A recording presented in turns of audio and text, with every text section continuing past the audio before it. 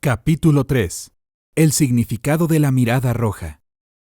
En esa noche llena de tormentas del 8 de noviembre de 1921, con una linterna que proyectaba sombras sepulcrales, estaba excavando solo e idiotamente la tumba de Jan Martense. Empecé a excavar en la tarde, ya que una tormenta eléctrica estaba acercándose, porque estaba oscuro y la tormenta había estallado sobre el maniáticamente profundo follaje. Me sentía contento. Creo que desde el 5 de agosto mi mente estaba parcialmente desajustada por los eventos ocurridos. La demoníaca sombra de la mansión, el cansancio general, la decepción y lo que pasó en la aldea en esa tormenta de octubre. Después del episodio, cavé una tumba para aquel cuya muerte no podía comprender. Sabía que otros no la entenderían tampoco, así que les hice creer que Arthur Monroe se había extraviado.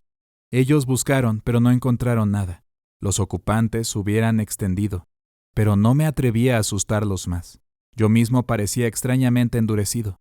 La conmoción de la vieja casa causó algo en mi cerebro y solo podía pensar en mi misión, pues ahora el horror crecía hasta proporciones cataclísmicas en mi imaginación. Una misión que la muerte de Arthur Monroe hizo que me mantuviera callado y solitario. La escena de mis excavaciones hubiera sido suficiente para poner nervioso a cualquier hombre ordinario. Siniestros y primordiales árboles, de tamaño y edad profanos, miraban amenazadora y grotescamente sobre mí como pilares de un infernal templo druídico, acallando los truenos, silenciando al viento que arañaba y dejando pasar poca lluvia. Al fondo, a través de los enfermizos troncos iluminados por leves destellos de los relámpagos filtrados, se levantaban las piedras húmedas y llenas de hiedra de la mansión. Más cerca se encontraba el abandonado jardín holandés cuyos caminos y losas estaban contaminados por una blanca, hongosa y fétida vegetación descuidada que nunca veía completamente la luz del día. Más cercano aún estaba el cementerio, donde los árboles deformados tiraban sus ramas mientras las raíces movían desacralizadas tumbas y absorbían el veneno de lo que yacía debajo.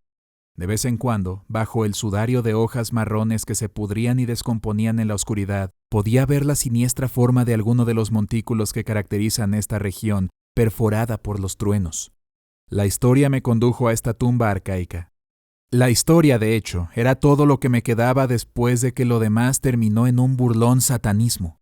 Ahora creí que el miedo acechante no era una cosa material, sino un fantasma con colmillos de lobo que se movía entre los truenos de la medianoche.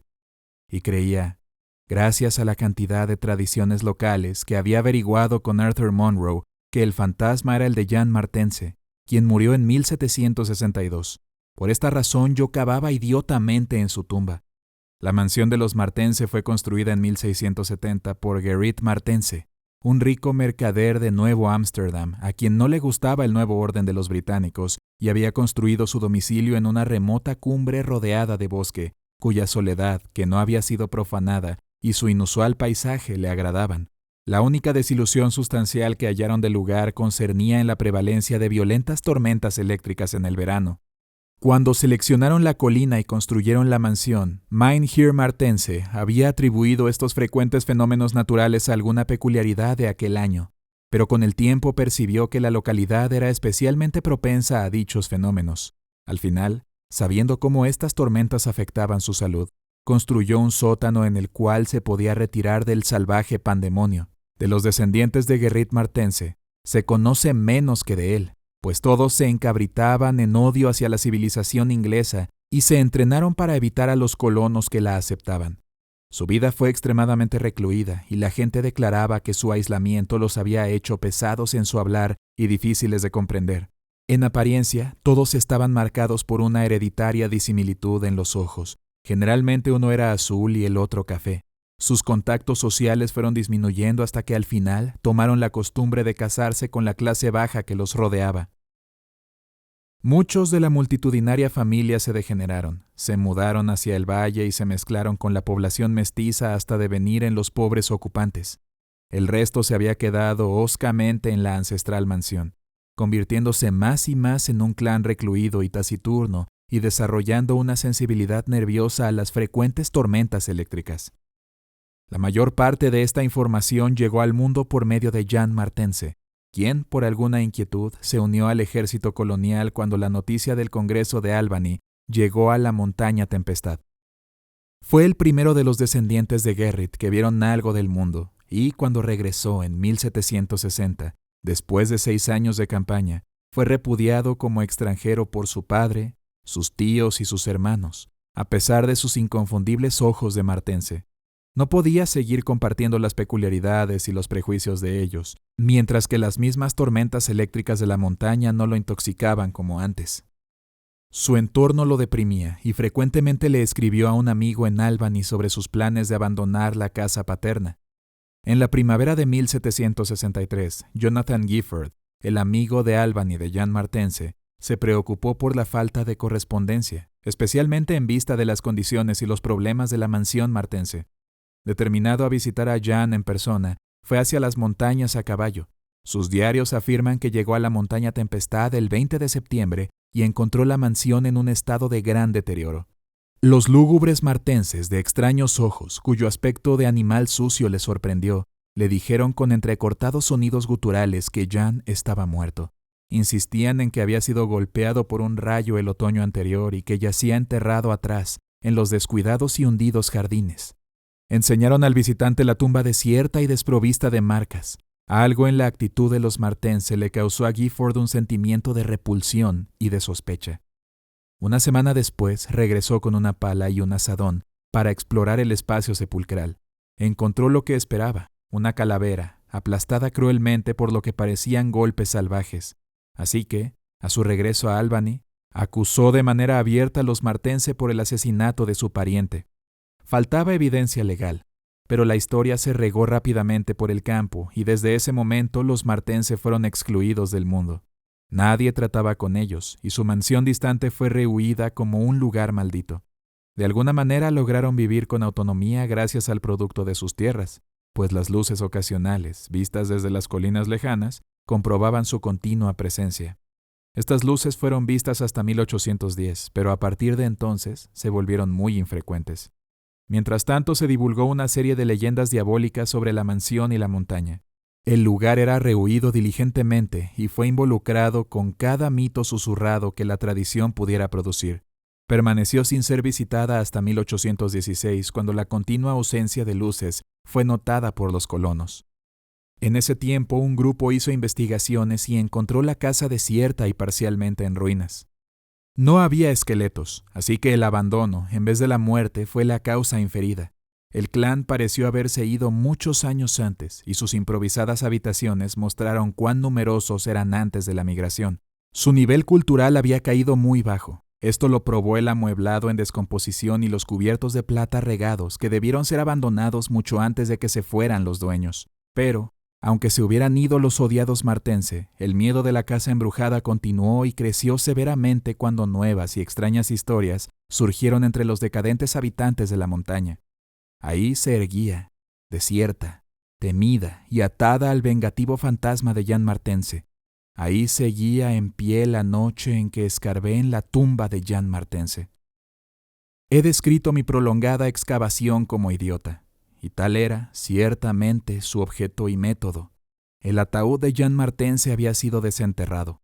Ahora contenía solo nitrato de potasio y polvo, pero en mi furia por exhumar su fantasma escarbé irracional y torpemente donde yacía.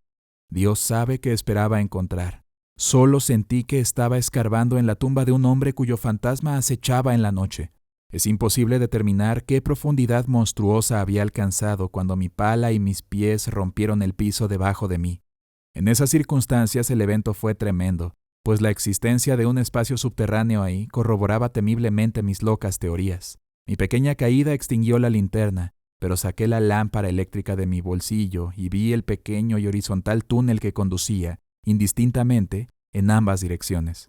Era lo bastante grande como para que un hombre se escabullera, y, aunque ninguna persona cuerda lo hubiera intentado, yo olvidé el peligro, la razón y la limpieza de mi mente decidida a desenterrar el miedo acechante. Escogí la dirección que daba a la casa y gateé sin cuidado en el angosto túnel, arrastrándome hacia adelante ciega y rápidamente, usando la lámpara que mantenía tras de mí pocas veces.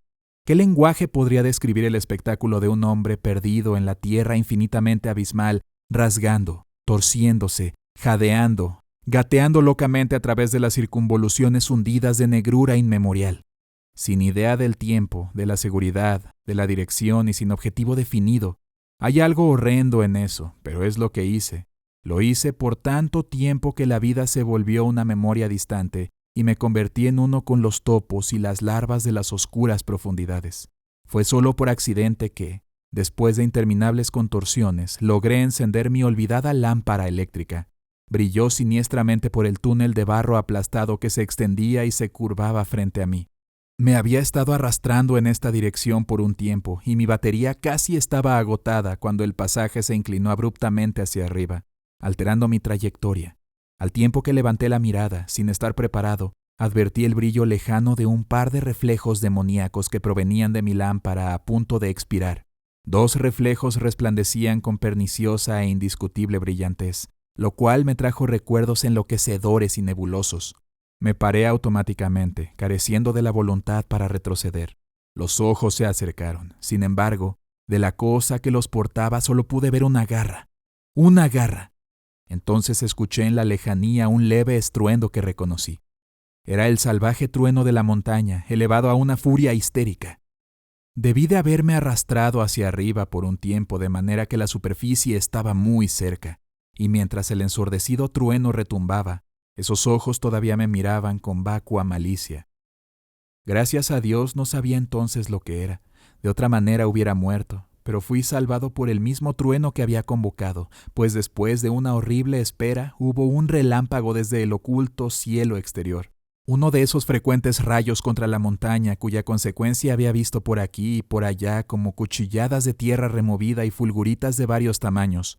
Con rabia ciclópea rompió el suelo arriba del maldito pozo, cegando y ensordeciéndome, pero sin reducirme completamente a un coma.